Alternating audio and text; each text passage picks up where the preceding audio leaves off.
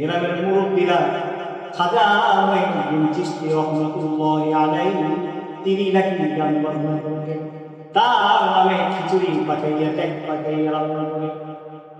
হে ভাই, খাজা মঈনুদ্দিন চিশতি রাহমাতুল্লাহি আলাইহি এমন বড় একজন আল্লাহ ওলি ছিলেন, এমন বড় একজন আল্লাহ ওলি ছিলেন যার নাম পুরো বলা যায় না। খাজা ওসমান হারুনি, খাজা মঈনুদ্দিন চিশতি উস্তাদ ছিলেন। খাজা ওসমান হারুনি বৃদ্ধ হইয়া গেছে।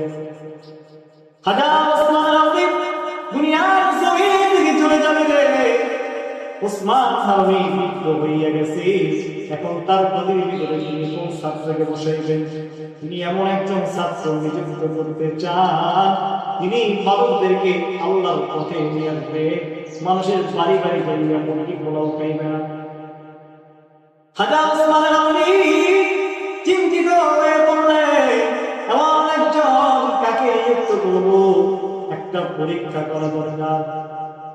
তিনি তার মুসল্লিদেরকে বলে দিলেন, হে মুসল্লিগণ, আজকে তোমরা যারা আমার পিছনে ইশারায় নামাজ পড়তেছো, হ্যাঁ মুসল্লিরা, আজকে তোমরা যারা আমার পিছনে ইশারায় নামাজ পড়তেছো, তোমাদের আমি একটা কথা বলবো, সকলে বলো অবস্থা কি?